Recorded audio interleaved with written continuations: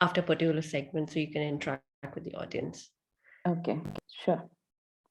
So thank you everyone who took time out this evening to join us. This is our third session of GSPC's Faculty in Spotlight. And today our speaker is Dr. Manjushree Palit. Dr. Manjushree Palit, first thank you for finally getting this thing in order. I know we have been bugging you for quite a long time. And now finally, we got you as a speaker. So Dr. Palit, just a brief introduction. She is the Associate Professor and the Associate Dean of Jindal School of Psychology and Counseling. She has been active in a field for quite a while. She has a research year for more than a decade and a lot of teaching experience. Her main areas of interest are marriage and family therapy, intimate partner violence, juvenile delinquency, and legislative reforms. She has represented her work at various national and international platforms, including UNODC, and has published in multiple journals, book chapters, including 2 books to her credit.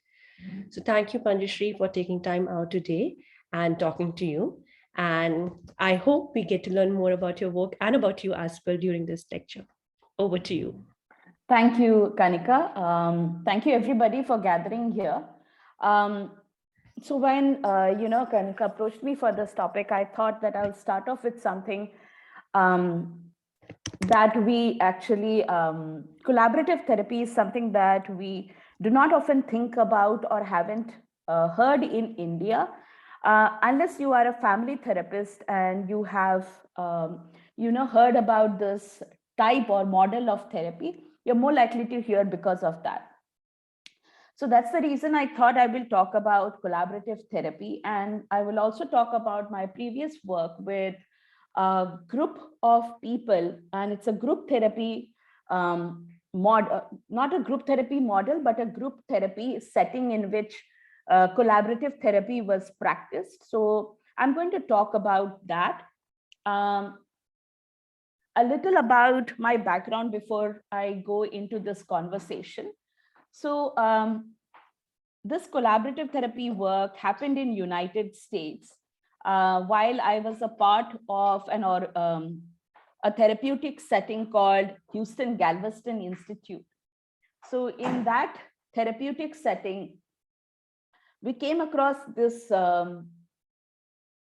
proposal from a social work organization where we were invited to work with refugee women and children, and specifically refugee women and children from Africa.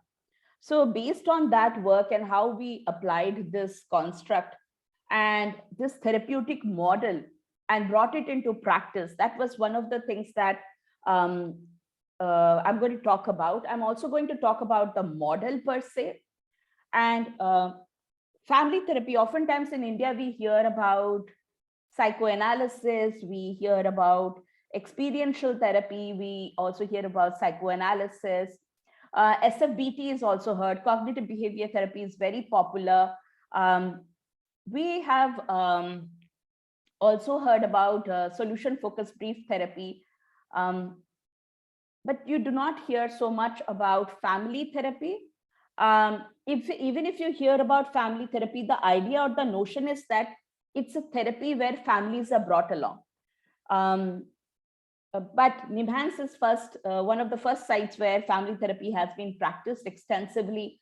And it is also very well known in the south of India, but not as much practiced in the north of India. But slowly and gradually, this practice did pick up. Now, I'm going to talk about this model and how we have applied it. So before I go ahead, I would like to have a sense of how many people have ever heard of collaborative therapy.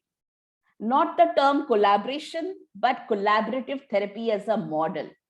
So maybe it would be great if you can actually give me an answer by saying yes or no.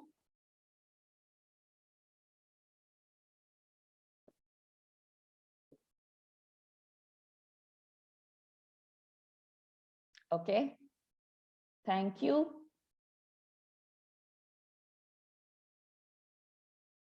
Okay, Dipali has heard about it. Okay, so rest of you probably did not. Okay, thank you. So that gives me understanding. I'll try to explain the context. I do have a slide. It's kind of difficult to present your therapeutic work in the form of a slide, but I tried my best to do that.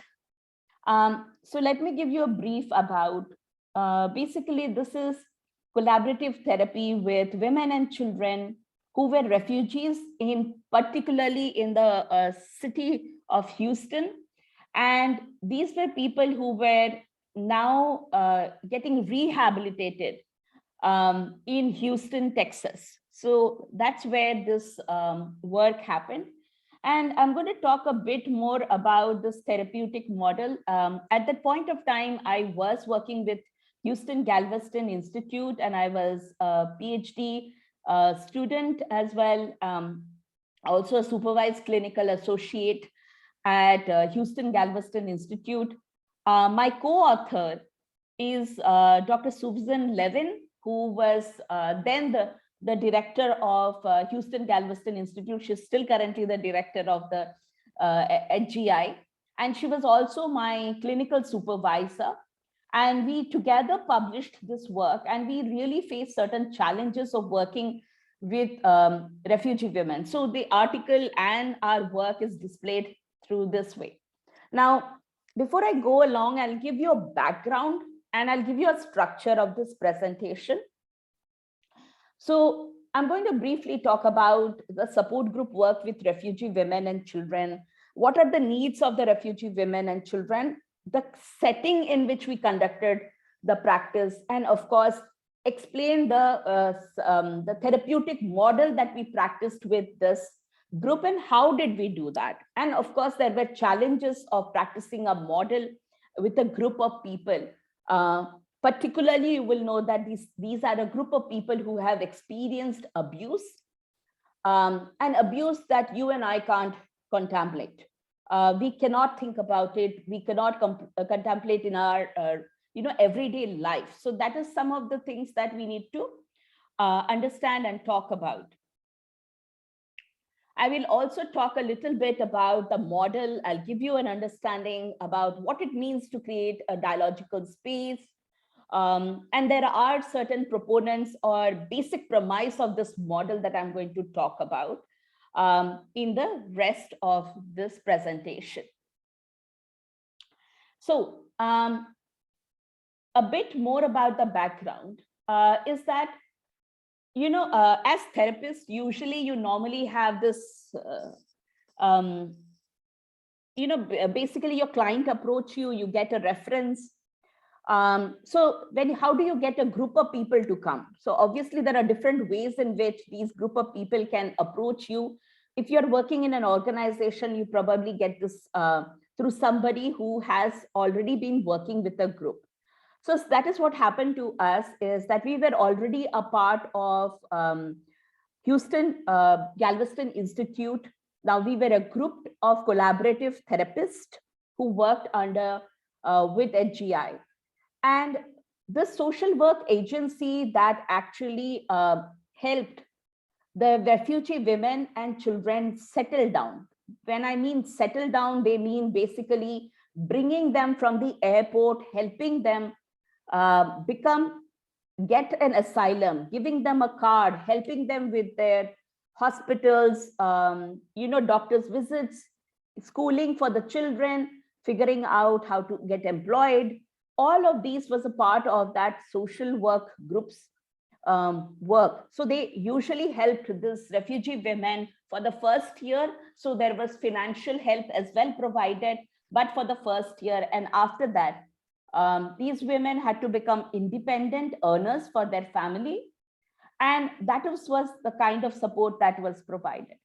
So the first collaborator was the helping agency that introduced the therapist or the group of clinical associates who worked with the clients, particularly the women, refugee women. Now, these refugee women, and interestingly, the refugee women and the therapist were a mixed group of people. So let me talk first about the clients, where these clients were refugee women and children who were from Central and Sub-Saharan Africa. So many of these women were from Burundi, Cameroon, Rwanda, Democratic Republic of Congo, Tanzania, Uganda, Sudan. And the number varies because the group therapy work continued for 2 months.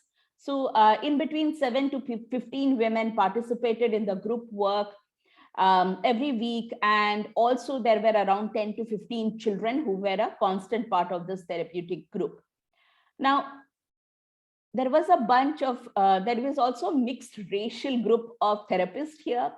I was an Indian, there was a Mexican therapist, there was a therapist who was born and raised in Trinidad, Tobago, and also there were many Caucasian American therapists. So a group of 5 actually continuously worked with the refugee women. Now, I'm going to talk a little bit about the refugee women and children and what we know, and particularly the United Nations High Commissioner for Refugees and their recommendations. So a lot of literature on refugee families, or particularly therapists who work with refugee families. It's well known that refugees need a lot of psychosocial support apart from the physical support. They need mental health support. And this is something that has been talked about in the literature by UNHCR, and the quality of care that is provided to these refugees. So a lot has been talked about. What has been also very biased is that most of the therapists who worked with the refugee population usually take a very deficit model approach in terms of understanding these women, expecting these women, having expectations from these families. Now, you might wonder and ask me, what is a deficit model here? So basically, this deficit model usually sees the refugee men and women as a group who are helpless and traumatized. That is an identity that is given to them, that is associated with them. Unfortunately, what happens is that when you put on that lens of a deficit model, we tend to forget that these men and women, I'm including the men as well, although my work did not involve the men, working with the refugee men, it actually involved working with the refugee women. When you use a deficit lens, you forget that these people also have their own challenges.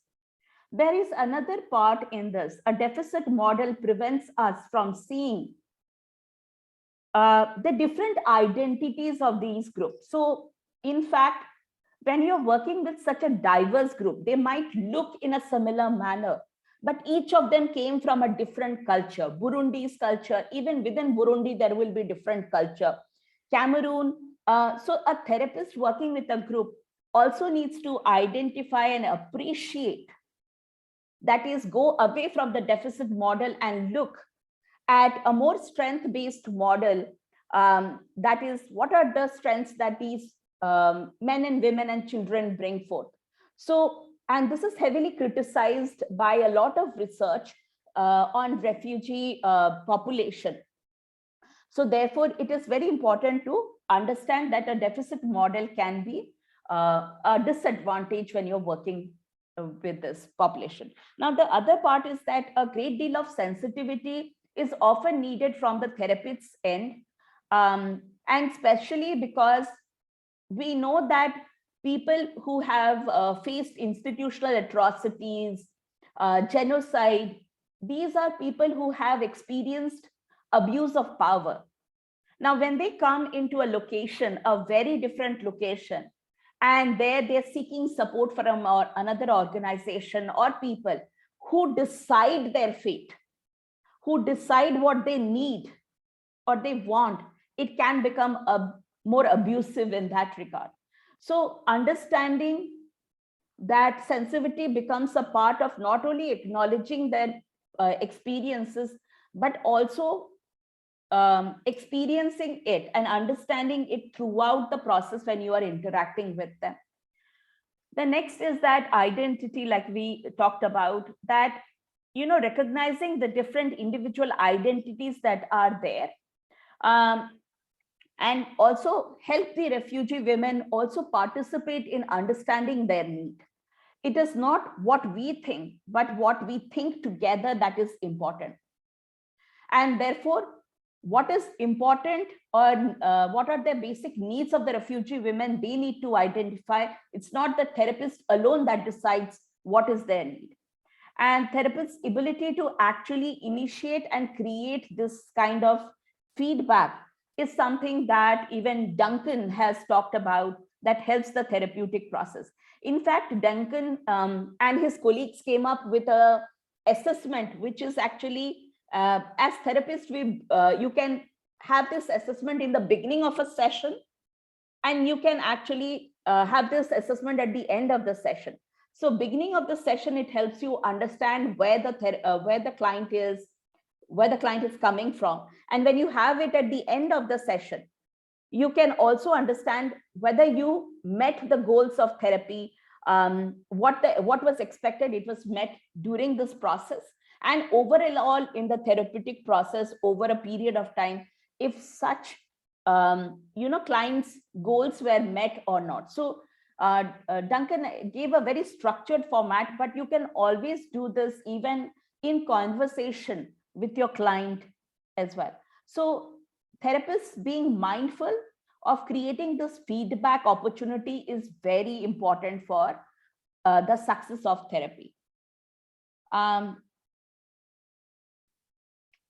So let me give you a bit of background. I was thinking of the best way and any pictures that would help, but I couldn't find anything that would help me articulate that the setting of the therapy, the group therapy was very important. So, so the group's therapy happened in a one-bedroom apartment, in an apartment complex where the women and children lived. Now, mostly what happens is that people normally who come to individual therapy, they don't go for therapy nearby. They don't want to, in India particularly, they don't want to say that they're going to the therapist. But for many reasons, the helping agency used this one-bedroom apartment for English classes, for other meetings. So they used this one-bedroom apartment where the living room was used for therapy work with women, and the bedroom was used for the therapy work with the children. The groups were scheduled every week, and it was for 3.5 hours, roughly for 2 months. And there is a time period within which that the group therapy work had to be completed as well. Now, in therapeutic settings, the setting sometimes plays, and even the space, physical space, can play a very big role in shaping connection as well. So in our case, there was, we definitely wanted, when we visited this place, we wanted a big table around in the living room space where the women were more in numbers. So they could sit down and have a conversation. So it was a round table and everybody sat, and the spacing and sitting was a part of the setting in which we wanted to conduct the therapy.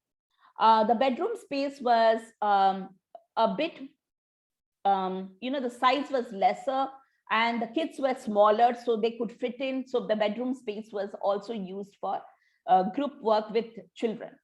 Now, many of the women also had very small children. So that means they had infants, they wanted to breastfeed the children. So, childcare is something that we need to think about when working with these people. There were children, because this group work happened in the afternoon. We had to think about that these children, some of the children who were already refugee children who were, that particularly in this group, there were many children who were had started school, so they would finish school in the afternoon and they would come home. So now at home, their mothers are not there. They are in therapy. So these children will come here. Now children are hungry after school.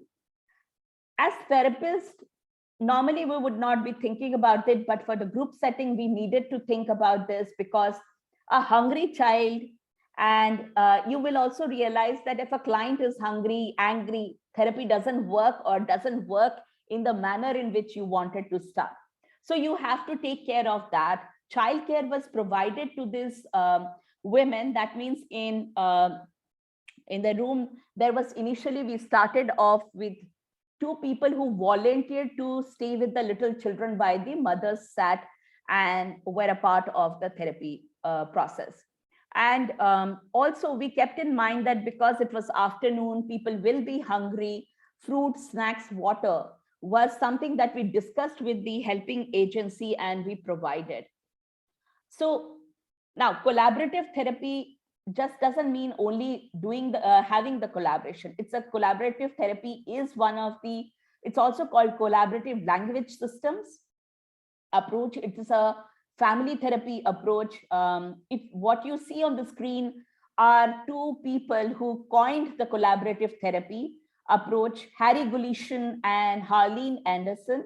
So HGI is Harley and Harry and Harleen's basically their project, and they started off very small in Houston, Galveston, and then they had a therapeutic center in Houston particularly. So they are the founders of collaborative therapy. The first, even the first terms that were created was basically very small.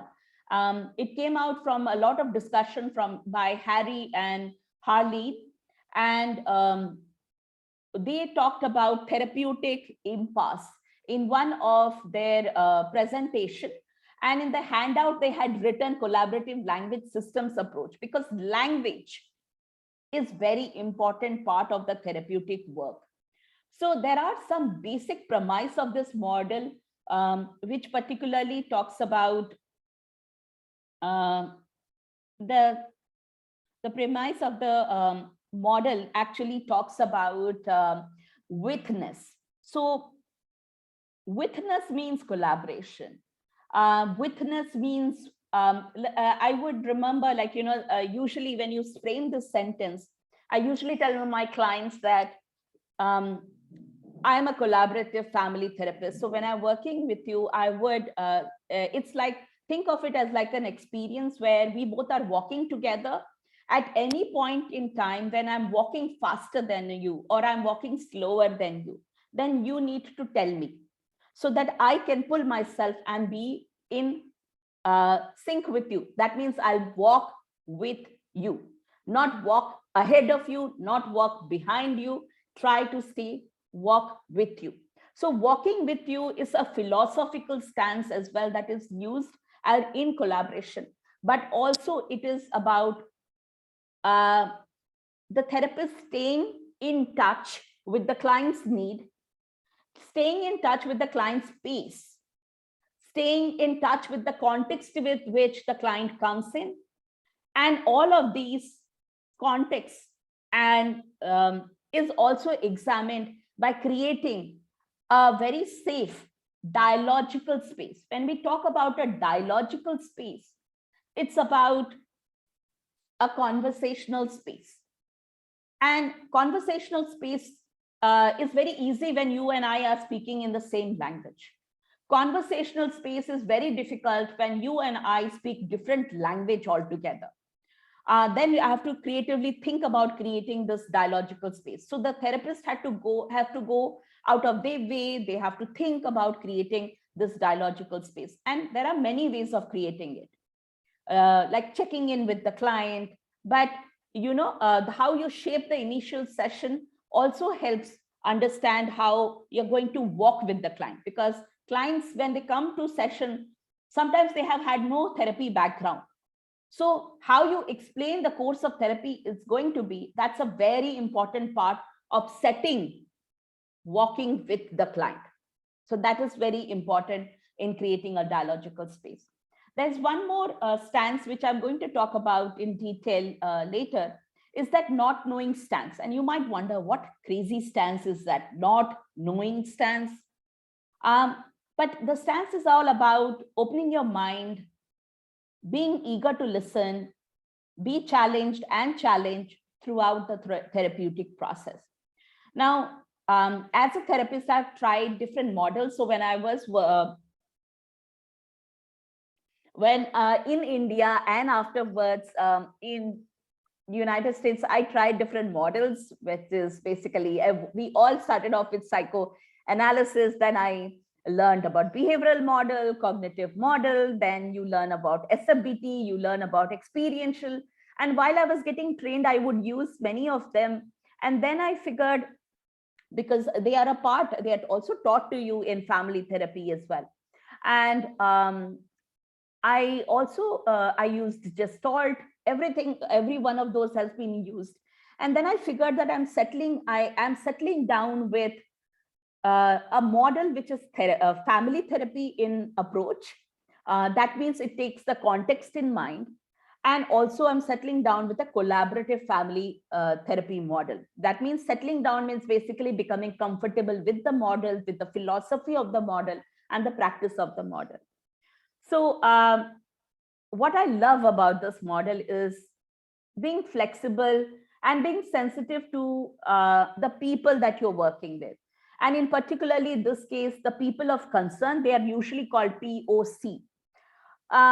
It's very important to have, the therapists are guided in the process to be curious, to explore what is existing as resources in the community of the clients that you're working with, individual resource, any resilience that is there. So there is a lot of positive approach towards looking at people and finding out. So although actually the book that the chapter that we published in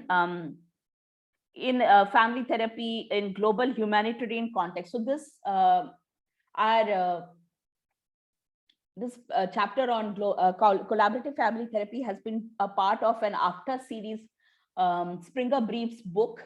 So we published this, but and we realized that there is no way, how do we explain this constructs to people? So I thought of actually presenting it in this way, that it's like a stepping stone. What we need to know is that in collaborative therapy, the therapist's role plays a very important part. So the therapist's role sets the tone of facilitating a conversational space, making the client feel comfortable throughout the process of therapy, walking with the client, using the not knowing stance. But how do you implement all of this in therapy?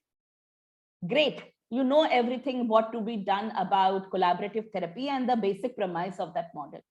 But applying them to clients and diverse clients is very important, and it also poses a challenge.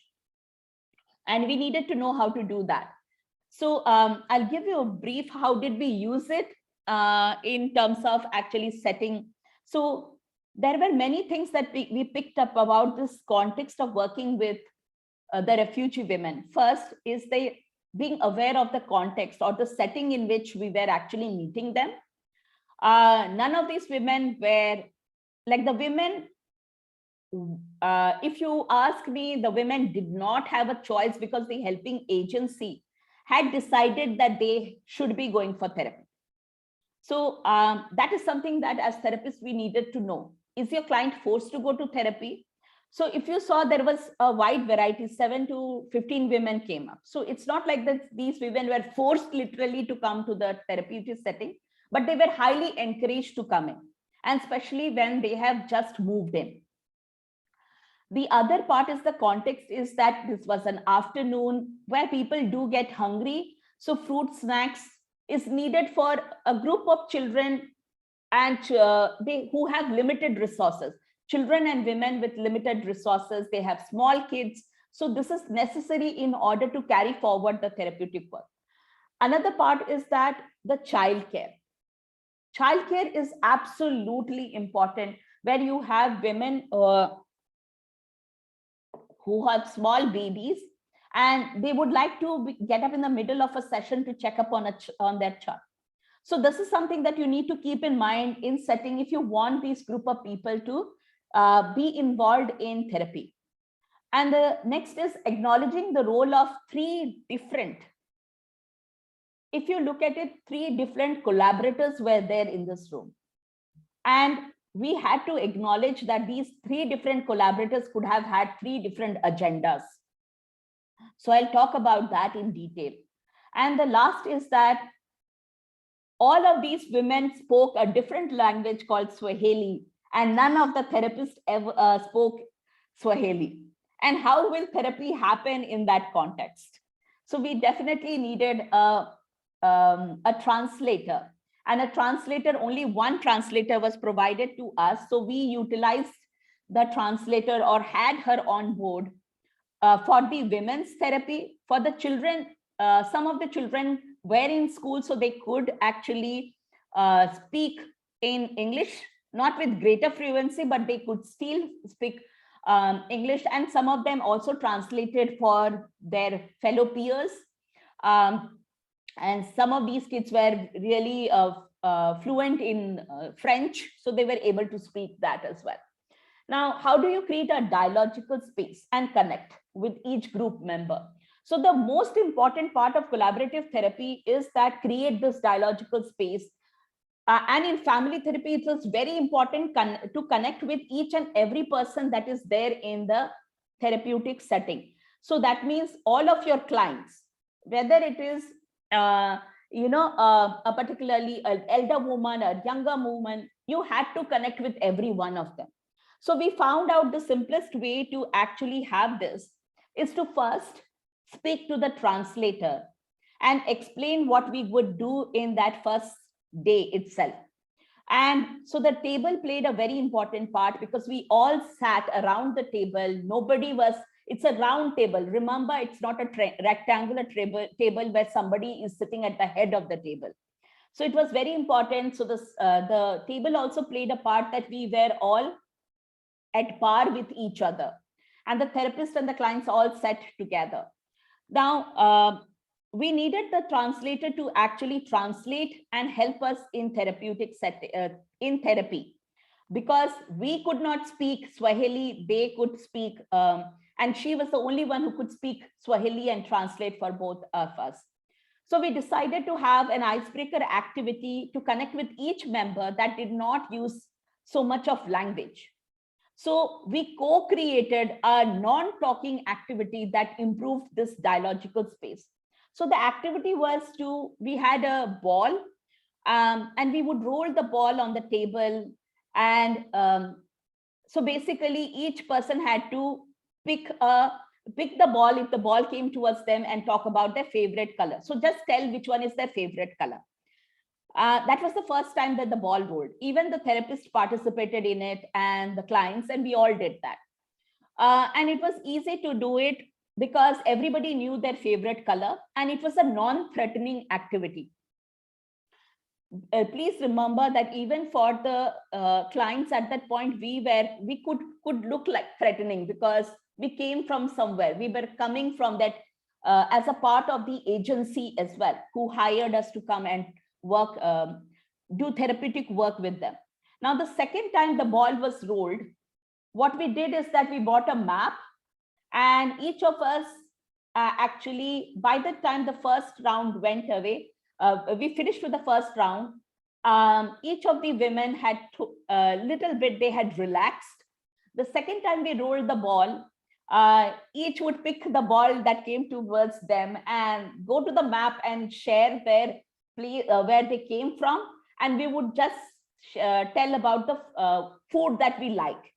Now that became an icebreaker activity that helped us, connect. So we tried to bring an activity that allowed each member to connect without too much use of language. And the next part is that in this therapeutic process and creating this dialogical space, we had to be mindful of the context that we had a language issue. So the translator should have enough time to translate what the therapist said to the client, and when what the client said to the therapist. And we had to make sure, because there is only one translator, that each person did not override or speak before the other. So therefore, there has to be turns in which you can speak. So translation was slowed down. So pace was important. We slowed everything down. Now I'm going to ask you this question before I talk about the next premise of this model, which is basically, do you think the therapist is an expert? I'm just plainly asking. When you think of a therapist, do you think of the therapist as an expert? Can you say yes or no?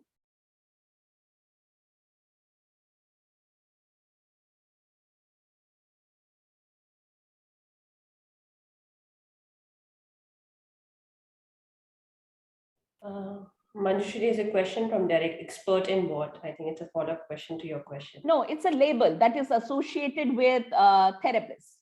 So do you consider the therapist as an expert?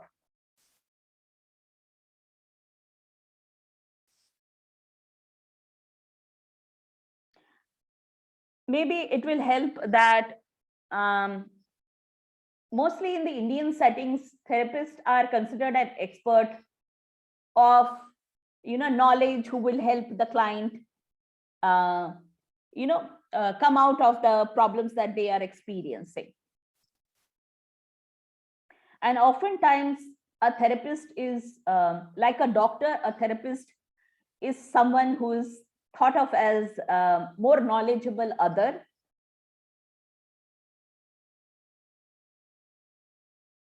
Okay, Meenakshi says, but in Indian context, we have to take up that role sometimes. Yeah, and that's a big challenge, actually. Now, my next question is, do you think the client is an expert? Will you ever associate this word with the client?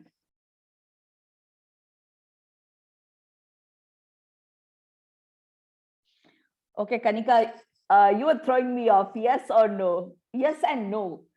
It has to be either or.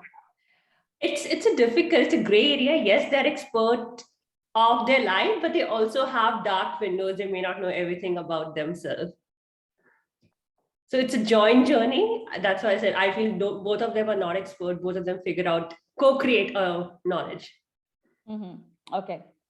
So I can see, thank you, Kanika. Yes, a lived experience expert. Suresh, do they need to acquire any certification to become an expert in this area? So Suresh, I'll come back to that. Okay. Bhavya says that they are of key importance to learn from them in terms of what works for them. Yeah, so that is what I will actually share here. The part is that the client is an expert of their situation, problems, perspectives.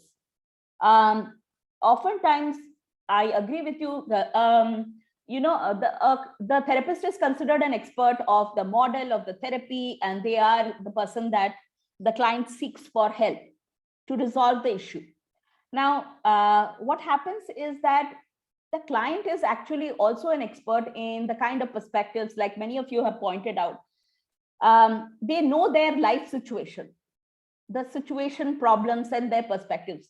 So it is very important to bring that perspective in the dialogical space, and also particularly for women who have been abused because of power. So therefore, it is important to bring that forth. Now, the other part is that when we accept the other person as at par with ourselves, it creates a mutually, you are collaborating and co-creating a process, which is a co-evolving meaning. So that means throughout the therapeutic process, it's not like this is the goal and this is the intervention we need to have in order to reach the target. The goals can be co-created, and it can keep on evolving throughout the process of therapy. So that is one of the ideas, and also the practice of collaborative therapy. It's also used as a philosophical stance, because everything, if you co-create, then there can be changes that can be brought in from the client side, changes that can be brought in from the therapist side. The other part is that the therapist has to keep aside their preconceived notions, and particularly when you're working with people of concern, you need to know, and this had been heavily criticized by researchers who have studied therapists particularly and their approach. They have found that therapists working with POC always took a deficit model. They assumed they knew what the POC needed. And that is something that the people of concern always felt like, they were treated as not at par by the social workers and the therapists. They were always looked down upon. So that is something that was actually complained and criticized.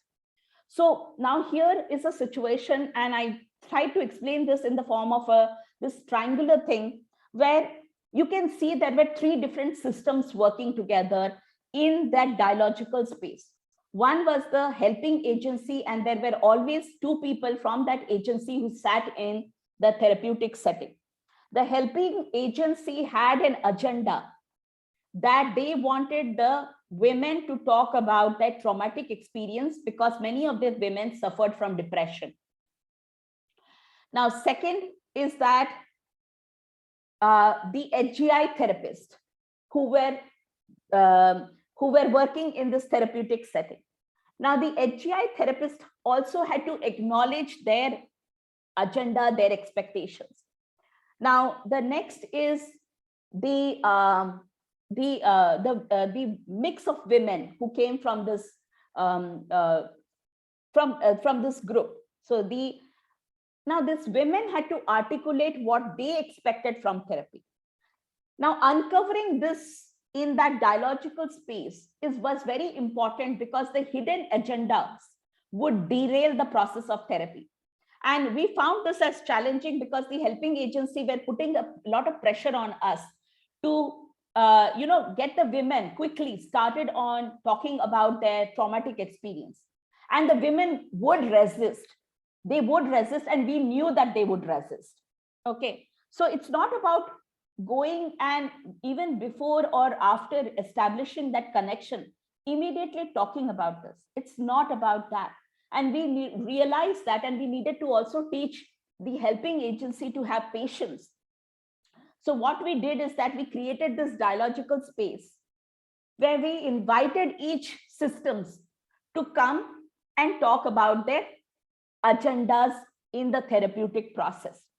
And this is something that we as therapists went back, talked to my clinical supervisor, we articulated this, and since I was supervising that project as well, and I was being supervised by my clinical supervisor, so we decided to make it transparent. Quickly, so we clarified the goals of therapy, since we invited the women to talk about what they expected from a therapeutic group therapy work for 2 months. Remember, this was only for 2 months. So we had to be very clear-cut in about what we wanted to achieve from there. And we invited them to speak about it. So there were a couple of things that was very important for them. So many of these women had come to US only for the first time. So they needed help in adjusting. And one of the most important thing for them was to learn English in order to particularly adjust in US. Second was navigating the health system. And this is something that even other researchers, particularly POC researchers, have found that refugee men and women find it very, it's a fear-inducing response, fear-inducing experience when they have to navigate the medical system. So that was one of the other one. And the next is that they wanted to learn. So what we also did was invite other refugee women who had already established themselves in United States to be a part of the support work. And then lastly, understand and explain the American culture and how to interact with people, because these women had difficulty navigating buses, understanding how they should respond when American people actually, that means the local resident interacted with them. understand their expectations. So HGI therapists came out and made it transparent and explained their role. Their role was to actually support the women and children and make them feel empowered in that process. So we realized that there were some things that we needed to do. One is that help the women in their immediate needs. That was English learning. Second is the medical professional. So as a part, we facilitated with the helping agency, and we asked them to, particularly that room was later used also for providing English lessons to these women. So that was immediately started. Second is that we invited medical professionals, particularly pediatricians, who worked with refugee children to help address the women's concern. So what happens is that you evolved, you actually brought in resources in order to help this process. Remember, this is a unique client that we are talking about. Usually we do not have things like this brought in the therapy space, but this was what we had to do. Now, there were a lot of narratives that came up about adjustments in United States. One is that language become a barrier, and it was a really big concern for the women in terms of actually settling down. And this is something that I'll bring in also. A lot of these women were without husbands or partners. So for them, it was a gigantic task because they had fled their country, and whoever, particularly most of the women came with the children. Some of the partners were left behind, some came, but most of the women had come with their kids, whether it was grown-up kid or it was a smaller one. So they thought that they would feel empowered to get jobs if that was taken care of. Second is that they wanted to know how to respond in socially acceptable ways, because sometimes people looked down upon them. They be stared at, and something of those. These narratives came forward. A lot of children also mentioned that this was a cooler climate than they had in their home. Some kids also said that even with kids their same color, you would think that even with this kind of similar racial backgrounds, they would not be bullied, but they were also bullied by whether it is kids who were white or black or brown. They were usually bullied as well. So children oftentimes had difficulty developing friends.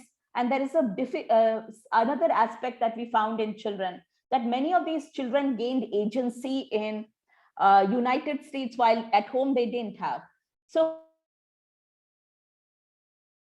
for example, if their kids pick up language very easily, so they became the ones who translated for their family. So sometimes that gave them a lot of power, and they wouldn't listen to their mothers, and which was another issue.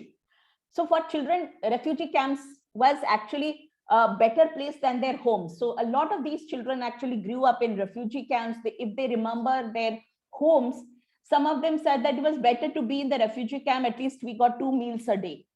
So this was the situation or the narratives of their background. So a lot of narratives that helped us uncover was that engagement in America, expecting and understanding the expectation of living in this place. What are the challenges, bus stops? So we talked about worry and curiosity. We also relied a lot on body language to understand. So they would also understand through our body language. Self-disclosure was used. Many of the therapists are familiar with this as a technique, but you should only use it with discretion, because wherever it is important, you use them, wherever it is not, because the life circumstances of these women are different. Lot of suggestion throughout the process of the therapeutic work. We invited and we co-created the suggestions and navigating the system. So we did address their issue about English. In fact, the first 15 minutes of that's why we had 3.5 hours. The first half an hour, we also taught them greetings. They taught us greetings, and it was at par. So they taught us in Swahili what they would do, particularly most of them spoke in Swahili. So they taught us how to greet each other in Swahili, and we would teach them to greet in English. So that process continued. but also we kept some time at the end of the session to work with individual women who had problems navigating the system. So the helping agency sat and we helped them navigate that issue or address this issue as well.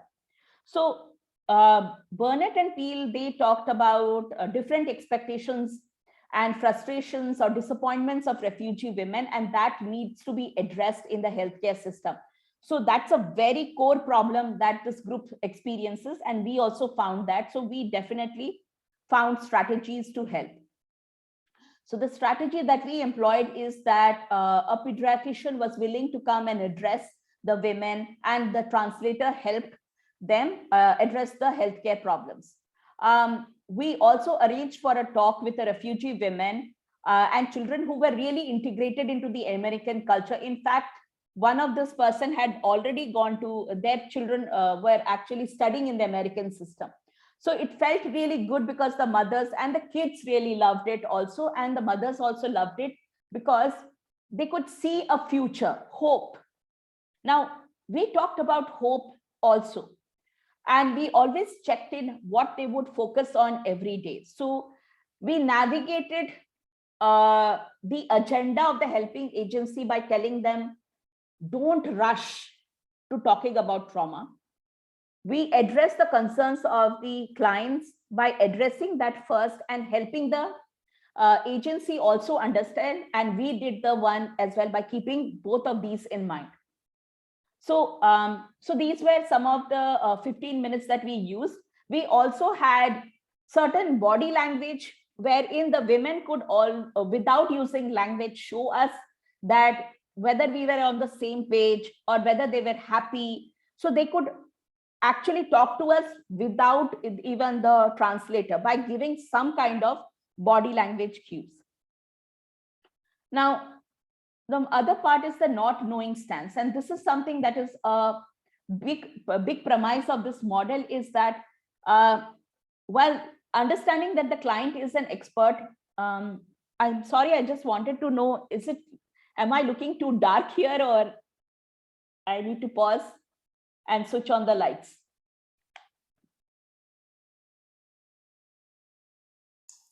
No, perfectly fine. I mean, everything else, I mean, you are in focus right now. Okay, I'm not looking like a ghost. No, perfect. You are perfect. Please go on. Thank you, Suresh. Actually, you're looking quite perfect for a speaker who has a spotlight on her. Okay, I just didn't want to scare many of you by looking like a ghost. No. Okay, so the best model, see, this is what I am fascinated with in collaborative therapy, is the not knowing stance. And the not knowing stance is not only about the life situation or any experience. It's just plainly creating a space where you may not have access to all information. So this not knowing stance created an exchange of information. And this is the best part of the model, is that you can always be somebody who doesn't know everything, and you can accept and acknowledge that. And what happens is that if you do that even with a child, they'll say, oh, you don't know, let me explain it to you. It brings forth a collaboration, that is where a person is willing to share information and create that dialogue. So there were certain do's and don'ts of this kind of not knowing stance that we used. We avoided assumptions that that since we were also multilingual, and some of us came from outside of United States and we were not American, that we would know what it feels to be a non-American. No, avoid those assumptions and avoid those understandings. So we took that out even, and we did not bring that in our therapeutic process. And we also did not treat this group of refugee women as a homogeneous group. Now, this is another aspect that has been heavily criticized by therapy research, that most of the therapists treat them as a homogeneous group with one defining experience. No, fleeing family, fleeing home can be different for one person to the other. So this abuse, the kind of abuse experience that they have had, one experience can be totally different from the other. So that is something that we needed to avoid. The do's is that let the therapist help and shape up the knowledge about their experiences, invite multiple voices, help identify them. So some parts of it we could do it by even teaching sentence building. So brought in English, but actually they were extrapolating their experiences of being in a new culture by incorporating them in a new sentence, and a sentence which is about English. Sometimes we would actually talk also about level of stress, coping mechanism, but we also incorporated them in a teaching and learning mechanism where we are teaching them English, and they would also tell us like stress feels like headache. Say, for example, body ache. We know a lot of women suffered from body aches. They did not feel they have the energy to get up. So all these were facilitated in this process.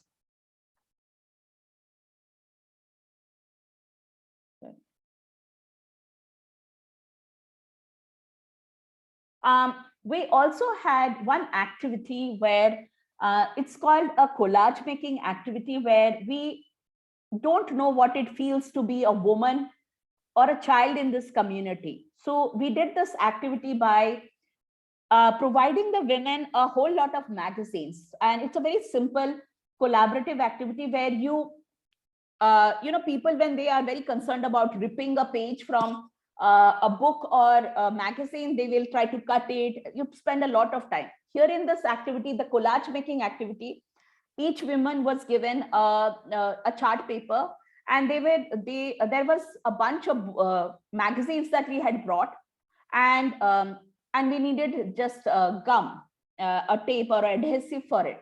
So the women would rip anything that they saw a picture. So they couldn't read the magazine, but they could see the picture, and whatever attracted them, they would rip it and they'll put it in their collage. And they will put as much that they could into the collage that they could connect with. So every woman excitedly, they started doing that. And our question for that collage was, create a collage which tells us what it means to be a woman or a child in this community.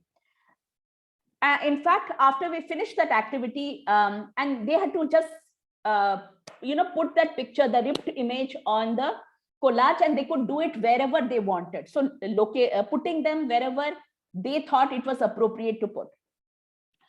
What happened is that after that, talking about each of their creative work, came out stories of pre-displacement stories, the trauma stories that were there, pre and post displacement. So there were a lot of stories. In fact, there was a sister duo in this group, and only one of the elder sister actually usually spoke, and not the younger one.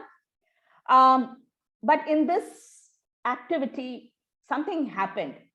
When people were articulating, the younger sister started crying. Okay. And in that, there was, what we got was a pre-displacement story, a horrifying story of a loss of family member who the authorities actually, there were stories of gang rape. There were stories of a brother set in fire in front of the house, and this girl tried to save the brother, and she burnt her own hands in it. They couldn't save the brother. They ran away from those places. There was a mother and daughter who escaped because she had to prevent her daughter from getting gang raped. And in that course of event, the husband stayed behind so that they wouldn't suspect, and he sent his wife and daughter. So there is a huge amount of stories that we knew that was coming up about loss of freedom, abduction, rape, men with guns, lost childhood, children actually becoming the translators of the family, helping navigate, helping the women, disruption of family life, and also taking up charge. Sometimes they don't have any break. So a lot of gender narratives of also in that particular culture, it was very important for a woman to have a man. You have to be more attractive, physically clean, healthy. You had to be responsible for the children and the husband. So a lot of these narratives were there for children. it was very clear that some women said that, now since they were the head of the household and there was no men in the family, the children behaved as if they are the head of the family. They learned the language quickly, so they had an edge over the mothers. They would even, in fact, they would use that power. They would not translate everything. So women had difficulty disciplining their children. Women also experienced depression, body ache, difficulty waking up, maintaining the chores. And all of these became some of these stories that, if you remember, the helping agency wanted us to help the women work through that. But it was a period of 2 months within which we slowly worked with, but we worked at a pace that our clients could. And it was fluid when they came out, and the collage was a non-threatening way for them to just identify. We did not also went out to actually get the displacement narratives. We just wanted to get their narratives of women, and slowly and gradually, when they were ready, they talked about these kind of narratives. We understood, and they talked about trauma and resilience as well. So there was a lot of exploration from there about coping with trauma. We understood that, and we had a dialogue about it. What were the systems of coping for them? So many of these women found solace in community activities and going to a church was a big part of that. So helping them navigate the bus system so that they could go to a church was very important part of that. Cooking the traditional food, playing the traditional music, talking to others and understanding their shared stories. And it also brought in a conversation about mental health as well. We did introduce the new techniques like mandala. Some women really loved the mandalas, and they loved coloring. That brought their child within, the children loved it, but you could see the women loved it too. So it helped them relax some parts, and they enjoyed, and more number of women started coming because of that as well. Now, in that, finally, so remember, it's a 2 months of therapeutic work. We started off collaboratively, we worked through collaboratively in the process, and we wanted to end it collaboratively as well. So before we planned the ending session with the women and children, so we talked about voices and different voices of loss, coping. We also decided to create a remembrance and conclude the session. Remembrance not only included remembering family members who were lost behind, family members who were lost, but also creating a remembrance where we together had a shared connection, and also celebrating that. So the women explained that they would create the remembrance as a celebration. So we planned it. So in a way, so that it gave voices to the survivors' feeling of guilt and loss. We planned a remembrance where the children made bands, the women engaged in mandala, and they created something. So, and some women made the bands to remember names of the family members who were lost or left behind. We sang the traditional song. They sang one of the American song, and we bid a farewell. We created a closing. Please remember that many of these women did not have closure, and they never ended a relationship which was lost by choice, or things were forced out of them. So it was very important to create a space where they could not abruptly, but close a therapeutic session. Then what is it that they will take forward in terms of learning to help each other, support? We also, in this manner, help the helping agency understand how to carry on the trauma work and the support system, how they can enrich the support system even after this was gone. So this was one of the biggest challenges that, for me, I had, is that for the first time, I was working with so many women who have been abused, and they had fled their system. They didn't have a choice the way they left, and they were forced into the therapeutic process. So we created this space, and we had the therapeutic process. So that's what I wanted to bring, the principles of collaborative therapy and how we applied it together in our work with the refugee women. So let's see if there are questions. I would be happy to take it.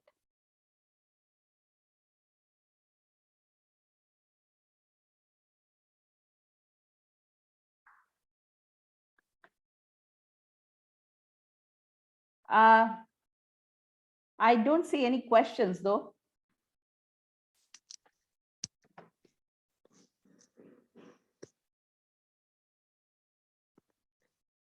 Manjushree, I don't have a question, but I think I have a great.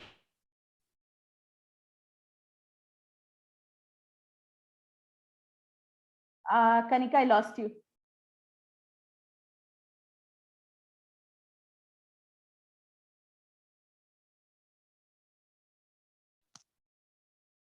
Hi, you're back. Huh? Okay. Yeah, I would say I don't have a question, but a lot of appreciation, because I have never seen a therapist talk about the contextual factor with such nitty-gritties, taking care of, where they're sitting, where their children are they being fed, the language, everything you can possibly think ideally in a context. Your therapy settings actually took part of it. And I'm sure that really helped to build a bond between the client and the therapist. So it was really, really, I was hooked to you for the, first 15, 20 minutes. It was fascinating to me, really a lot, the amount of details you focused on in getting these moments to therapy and made them feel comfortable in the process. And I also liked the way the process, you described the entire process of things happening and not taking that I know the stance, there's a goal, I have to finish. But, the goals evolve over the period, and some of the goals were not typical therapy goal, right?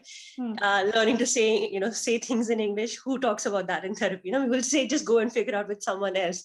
But as therapists, that was again made part of the entire process, making client feel valued. I think that may have give that sense of value, that I'm a valued member, I am being heard, which many of these moments may have a feeling, I was never heard, I'm not a valued member of society. So I love, by doing this therapy, a lot of mechanisms that were being addressed by simple things, but they were actually doing a lot of psychological and intrapsychological work for the clients. Yeah, and many of these are called common factors as well. Basically, they are very important for therapy. So common factors play a big role. And that's a part of the, we were mindful about maintaining that as well in therapeutic settings. Okay, so I don't see any questions, I guess. So I have a question, if you don't mind. Yeah. I just want to understand, I think I wrote in the book, at what point when they got in the system, they start joining the therapy, like very early period, or, after a point they settle down. No, even the helping agency was also trying out. Okay, so they brought us in. This is unique. Usually people go for cognitive behavior therapy. They came for collaborative therapy. In fact, that was our first therapeutic setting. Subsequently, after that, many therapy contracts came in and collaborative therapists worked with this kind of groups afterwards.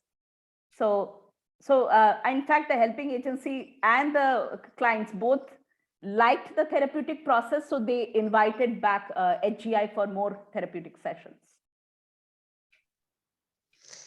Yeah, that speaks to the value of therapy. Great to hear that. Thank you. Derek, you had a question? Yeah, probably a very naive question. No, please. So, I'm always interested in generalization. So I assume this collaborative approach is not specific to refugees. So how well does it generalize? And are there particular populations that it may benefit more than others? So the collaborative process is usually for every population at every age. What you do is that you set the premise for it by either giving instruction about how the process works. So it doesn't have to just talk about collaboration, but the way you set the tone for it. So, and it's also a philosophical stance, like Harleen Anderson and Harry Gulishan set it up. And they were tied to the Houston Galveston Medical Institute. Actually, Harry was a doctor, a psychiatrist.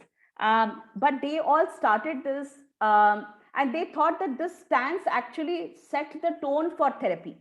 And it is a process of therapy. So you could do it by inviting the clients to talk about what they want, but also checking in the middle or in your second or third session as well as to whether they are sticking with the same goal. So the process is actually throughout. It's not like one-time goal. It's continued. And so many of your citations are fairly recent. I saw 2007 and others. So is this a newly formed type of therapy? I mean, how prevalent? This was the last of the family therapy model that came in. So it was fairly recent, although family therapy came into being very early. I mean, during, I think the earliest is, if I am correct, in India also it was 1976 or so. But before that, 1950s is the time that the family therapy model started, and many models were brought in, but collaborative language system was the most latest that came into play. Okay, so this is, and Harleen is one of the last living legends of the family therapy group. A few of them, because there are a few of them. Minuchin died, so Minuchin passed away, and Harleen is someone of that category. She had met Minuchin. These are family therapists who are very popularly known because of their models. So I will give you an example, or maybe answer your, because of this philosophical stance, I had a session with a child who decided to come for therapy and not speak. 45 minutes said, I do not want to speak. It was a court-ordered, mandated counseling. And I did therapy with the child by using paper and pencils, not a paper pencil test, but we played a game and we had a therapy session where the child actually unfolded what they wanted from the session. But you know, this model allowed me to use other ways, keep the client in the loop, and work in therapy settings, but co-create the therapy setting so that it fits with what the client wanted.